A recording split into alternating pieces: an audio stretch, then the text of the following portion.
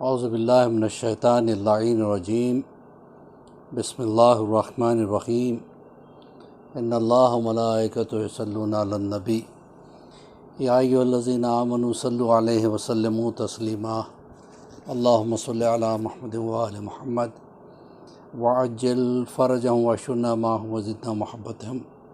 ناظران گرامی، السلام علیکم ورحمۃ اللہ وبرکاتہ۔ آج الحمدللہ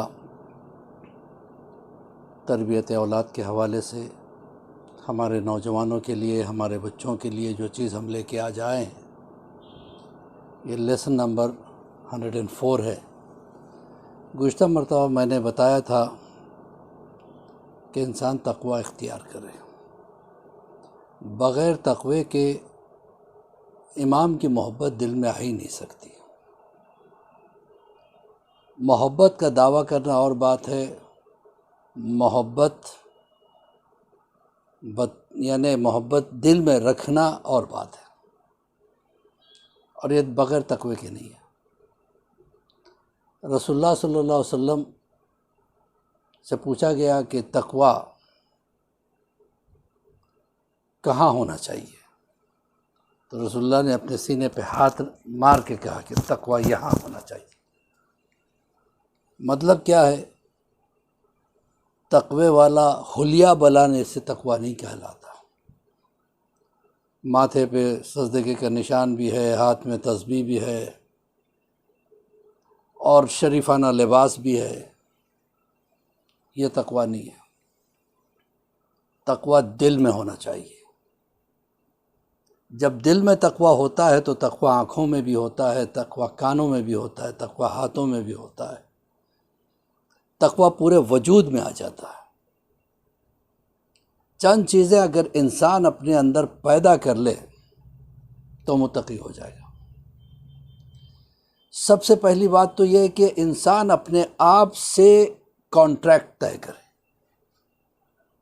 پہلا کانٹریکٹ اپنی زبان سے طے کرے کہ میں خواہ کوئی جملہ استعمال نہیں کروں گا، بے وجہ کوئی بات نہیں کروں گا، بے معنی کوئی جملہ نہیں کہوں گا، ایسی بات کبھی نہیں کروں گا جس سے فساد ہو جائے، تو اس میں تقوی آ جائے گا۔ کیونکہ زیادہ تر گناہ ہماری زبان سے ہوتے ہیں۔ کسی پہ ہم تہمت لگاتے ہیں، کسی کی ہم غیبت کرتے ہیں۔ زبان کی وجہ سے انسان عزت بھی پاتا ہے، زبان کی وجہ سے انسان ذلیل بھی ہو جاتا ہے۔ دوسری چیز یہ ہے کہ برے وسوسوں کو غالب ہونے نہ دے۔ یہ کیسے ممکن ہے؟ بہت آسان طریقہ ہے۔ وسوسے ہمارے خیالات کو کہتے ہیں۔ شیطان برے خیالات ڈالتا ہے، حتیٰ کہ نماز کی حالت میں برے خیالات آ جاتے ہیں۔ تو برے خیالات کو اچھا بنانے کا کیا طریقہ ہے؟ برے خیالات کو اچھا بنانے کا طریقہ یہ ہے کہ ہم وہ دیکھیں جو اچھی چیز ہے، بری چیز دیکھنا چھوڑ دیں۔ بہت آسان ہے۔ اگر ہم ٹی وی پہ بری چیزیں دیکھتے رہیں، موبائل میں بری چیزیں دیکھتے رہیں، تو جو دیکھتا انسان وہی خیالات بن کے اس کے پاس آتے ہیں۔ موبائل ہاتھ میں آپ مجلسیں دیکھا کریں، قرآن سنا کریں، تفسیر قرآن سنا کریں، تو پھر خیالات برے نہیں آئیں گے، اچھے خیالات آئیں گے۔ تو سب سے پہلے انسان کو اپنی زبان پہ کنٹرول کرنا چاہیے، دوسرے اپنے خیالات۔ تیسرا یہ کہ احساس رکھے کہ مجھے اس وقت میرا امام بھی دیکھ رہا ہے، میرا اللہ بھی دیکھ رہا ہے، اور دیکھتے ہیں امام میں زمانہ کے سامنے ہماری ہر چیز کی رپورٹ جاتی ہے۔ امام تو امام کے چاہنے والے ایسے ایسے گزرے ہیں۔ کئی تقریروں میں نے آغا بہجت کے واقعات بھی آپ کے سامنے پیش کیے۔ اسی طریقے سے آیت اللہ بہاؤالدین، یہ بھی ایک ایسے عالم دین گزرے ہیں۔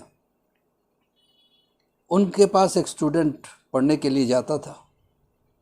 ایک مرتبہ وہ آ رہا تھا، راستے میں بارش ہوئی تھی، اور وہ بستے بچاتے نکل رہا تھا، ایک کار تیزی سے آگے بڑھی اور کیچڑ اڑ کے اس کا لباس بھی آیا، اس کو بہت غصہ آیا، اس نے کار والے کو برا بھلا کرا، پھر گھر گیا، نہا کے کر کے دوسرے لباس پہن کے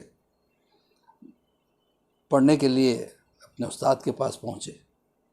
آیت اللہ بہاء الدین کوئی چیز لکھ رہے تھے، انہوں نے سر اٹھا کے دیکھا بھی نہیں۔ اسٹوڈنٹ نے سلام کیا، انہوں نے بے رخی سے جواب دیا کہ سرکار کیا آپ مجھ سے ناراض ہیں؟ کیا میں نے کیا غلطی کی؟ کہا کہ دیکھو کار والی کی غلطی تھی، اس نے غلطی کی، لیکن تم نے کیوں غلطی کی؟ پھر تم میں اور اس میں کیا فرق ہے؟ تم میرے اسٹوڈنٹ ہو۔ کہ سرکار آپ تو یہاں بیٹھے، آپ کو کیسے پتہ چلا؟ تو ایک مرتبہ سر اٹھا کے دیکھا۔ تقوی اختیار کرو تو تمہیں بھی پتہ چلنے لگے گا۔ دیکھا آپ نے، تو انسان میں اگر تقوی آ جائے تو اس میں وہ طاقتیں آ جاتی ہیں جس کے ذریعے سے انسان کی پریشانیاں بھی دور ہو جاتی ہیں۔ اور ایک سورہ طلاق کی آیت نمبر 283 ہے، بسم اللہ الرحمن الرحیم، وَمَن يَتَّقِ اللَّهَ يَجْعَل لَّهُ مَخْرَجًا وَيَرْزُقْهُ مِنْ حَيْثُ لَا يَحْتَسِبُ وَمَن يَتَوَكَّلْ عَلَى اللَّهِ فَهُوَ حَسْبُهُ إِنَّ اللَّهَ بَالِغُ أَمْرِهِ قَدْ جَعَلَ اللَّهُ لِكُلِّ شَيْءٍ قَدْرًا۔ یہ وہ آیت ہے کہ اگر کوئی اس کو روزانہ 3 مرتبہ پڑھتا رہے تو انسان کو ہر قسم کی پریشانیوں سے نجات مل جاتی ہے۔ سب سے پہلے 3 مرتبہ صلوات پڑھیں، 3 مرتبہ قل اللہ پڑھیں، 3 مرتبہ اس آیت کو پڑھیں۔ سورہ طلاق کی آیت نمبر 283، اس میں تقوی کا ذکر ہوا ہے۔ جو اللہ پہ تقوی کرتا ہے تو اللہ اس کو پریشانیوں سے نکال دیتا ہے، اور رزق ایسے جگہوں سے پہنچاتا ہے جہاں کا اسے گمان تک نہیں ہے، اور اس کے لیے ایسے راستے کھول دیتا ہے جس کا اسے پتہ بھی نہیں تھا کہ اس کے لیے ایسے راستے کھل جائیں گے۔ رزق کی فراوانی ہوگی، بزنس میں اضافہ ہوگا۔ تو بہرحال اذان محترم، تقوی انسان اختیار کرے، کیونکہ اللہ نے کیا کہا، اِنَّا هَدَيْنَاهُ السَّبِيلَ وَإِمَّا شَاكِرًا وَإِمَّا كَفُورًا، کہ ہم نے تمہیں سبیل بتا دیا، راستہ بتا دیا، ہدایت دے دی ہے۔ اب چاہے تم ہدایت پاؤ یا غلط راستوں پہ چلو، اختیار تمہارا ہے۔ انسان کو فری ول دے دیا ہے کہ وہ چاہے اچھے راستے کو اختیار کرے یا برے راستے کو اختیار کرے۔ تو اس چیز کا، آج کے درس کا یہی ایک مین پوائنٹ ہے کہ اگر ہم احساس کر لیں کہ ہمارا مولا ہمیں دیکھ رہا ہے تو ہم سے کبھی غلطی نہیں ہو سکتی، اور ہمیں امام زمانہ کو جواب دہ ہونا ہے۔ روزانہ سونے سے پہلے امام سے گفتگو کریں، مولا ہم آپ کو کب دیکھیں گے؟ مولا ایسے ذرائع پیدا کر دو کہ جس سے آپ کا دیدار ہو جائے۔ مولا ہمیں آپ کے چاہنے والوں میں شمار فرماؤ۔ مولا ہم سے وہ گناہ نہ ہو کہ جس کی وجہ سے ہم آپ کے سامنے شرمندہ ہو جائیں۔ اسی کے ساتھ عباس علی خوئی کا سلام قبول کریں۔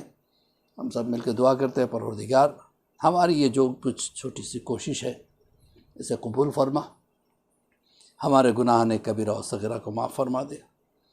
پروردگار بحق زہرا و بہا بالھا بنھا، امام کے ظہر میں تعجیل عطا فرما، اور ہم سب کو امام کے چاہنے والوں میں شمار۔